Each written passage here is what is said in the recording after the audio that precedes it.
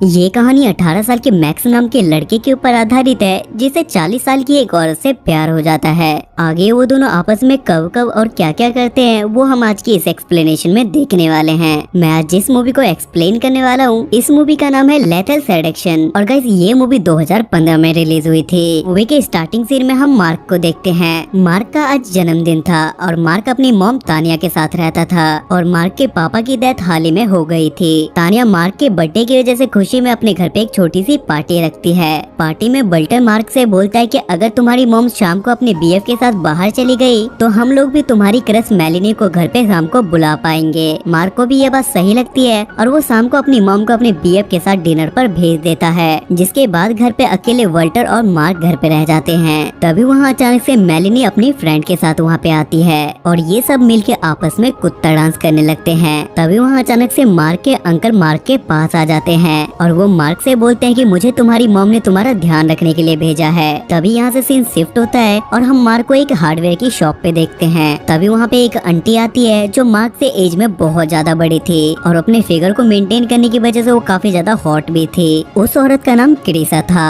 और वो वहाँ पे एक शावर लेने के लिए आई थी, जहाँ वो मैक्स को बोलती है कि प्लीज तुम मुझे एक अच्छा सा शावर ढूंढवाने में मेरी मदद कर दो। कैरिसा की सुंदरता को देखते मार्क भी उस पे लट्टू हो जाता है और वो भी उसकी हेल्प कर देता है। शॉप से बाहर आने के बाद कैरिसा मार्क से बोलती है कि क्या तुम मेरे साथ मेरे घर चलोगे ताकि तुम मेरे घर पे ये शावर लगाने में मेरी थोड़ी सी मदद कर सको। जिसपे मार्क भी बिना सोचे समझे उसे सीधा हाँ कर देता है। जब मार्क कैरिसा के घर पहुंचता है तो वो जल्दी से वहाँ पे शावर लगा देता है और कैरिसा भी उसे देख के बहुत ज्यादा खुश होती है। तभी अचानक से कैरिसा अपने सारे कपड़े उतार देती है और वो मार्क को जन्नत की सैर करवाने लगती है और वो मार्क के सामने शावर में नहाते वक्त मार्क से कहती है कि अगर तुम चाहो तो मेरे पास आ सकते हो। जिसपे मार्क भी खुद को नहीं रोक पाता और वो कुत्ते की तरह शावर में नहाने के लिए उसके साथ चला जाता है और वहाँ वो दोनों पहली बार गवागप करते हैं। अगले दिन मार्क वल्टर को ये सारी बातें बताने लगता है लेकिन वल्टर को मार्क की बातों पे बिल्कुल भी यकीन नहीं होता। रात को हम एक बार फिर से मार्क और कैरिसा को एक कैफे में देखते हैं, जहाँ मार्क कैरिसा से कहता है कि मुझे एक सॉफ्टवेयर डेवलप करना है। जिसपे कैरिसा मार्क से कहती है कि मेरे जान पहचान में ऐसे लोग भी हैं जो तुम्हारी सॉफ्टवेयर डेवलप करने में तुम्हारी मदद कर देंगे। तभी कैरिसा वहाँ पे टॉयलेट जाती है। तब एक वेटर मार्क के पास आता है और वो उससे बोलता है कि भाई तुम जितना हो सके तुम इस लड़की से दूर रहो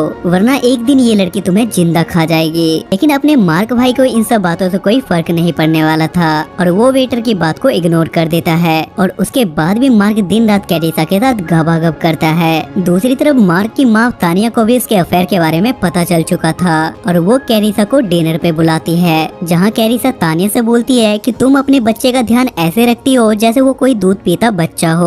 जिसे सुनने के बाद तानिया के पिछवाड़े में आग लग जाती है और वो कैरिसा को वहाँ से भगा देती है। तब मार्क भी कैरिसा के पीछे पीछे जाता है और वो उससे माफी मांगता है। जिसपे कैरिसा मार्क से कहती है कि तेरी माँ तो खुद ही पूरे दिन अपने बॉयफ्रेंड के साथ हांडती रहती है और वो मेरे सामने आके शरीफ बन के बकचोदी के फार्म भर रही है। ये बात सुनने के बाद मार्क भी कैरिसा के साथ उसके घर चला जाता है और घर पहुँचते के साथ ही वो अपना इम्पोर्टेंट काम शुरू कर देते हैं, मतलब गवागप का। उसके बाद तानिया को बेचैनी होने लगती है और वो कैरिसा के बारे में ऑनलाइन रिसर्च करने लगती है, जहाँ उसे पता चलता है कि कैरिसा चूना लगा के पैसे ऐंठने वाली लड़की है, मतलब औरत है। जिसके बाद वो सुबह सीधा कैरिसा के घर जाती है और मार्क को बाहर निकालने के लिए बोलती है, लेकिन कैरिसा वैसा नहीं करती और वो तानिया को वहाँ से भगा देती है। जिसके बाद कैरिसा मार्क से बोलती है कि तुम अब हमेशा मेरे पास रहोगे। लेकिन मार्क अपनी माँ के साथ रहना चाहता था इसलिए वो उसके साथ रहने के लिए उसे मना कर देता है। अगले दिन मार्क को कैरिसा से दूर रखने के लिए तानिया मेलिनी के साथ मार्क को डेट पे भेजती है, जहाँ पहुँच के मार्क और मेलिनी एक दूसरे को किस करते हैं और उन्हें आपस में किस करते हुए कैरिसा भी देख लेती है और वो मार्क को वहाँ से जाते के साथ ही मेलिनी को टॉर्चर करने लगती है और वो मेलिनी से कहती है कि अगर तुम मार्क से दूर नहीं हुई तो मैं तुम्हें जान से मार दूंगी। अगले सीन में हम देखते हैं कि तानिया का बॉयफ्रेंड उससे बोलता है कि तुम मार्क की कुछ ज्यादा ही केयर करती हो, जिस वजह से दोनों में बहस हो जाती है और इस वजह से वो दोनों ब्रेकअप कर लेते हैं। अगले दिन मार्क समझदारी वाली बात करता है और वो वॉल्टर से कहता है कि अब मैं कैरिसा को छोड़ दूंगा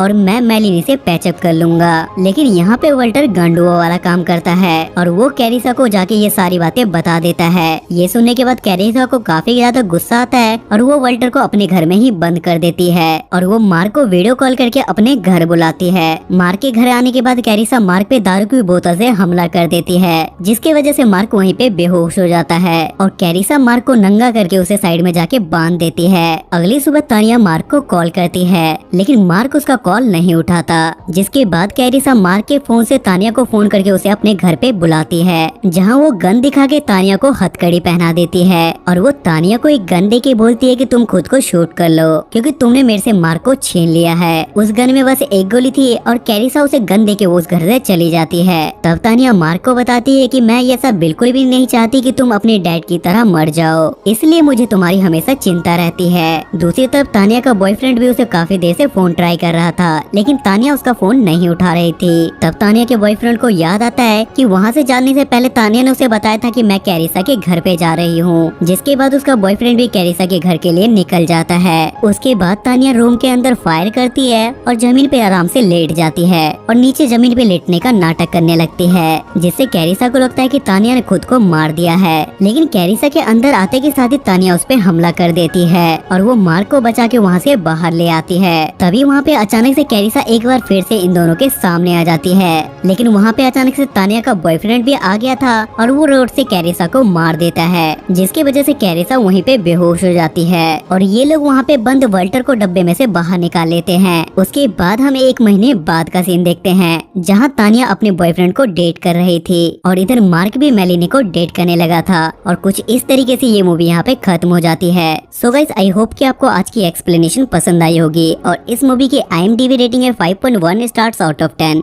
और इसे गूगल यूजर ने 81% लाइक किया है। अगर आप मेरे चैनल पे नए हैं तो मेरे चैनल को सब्सक्राइब करके बेल नोटिफिकेशन जरूर ऑन करें। तब तक ले स्टे सेफ, स्टे हेल्दी।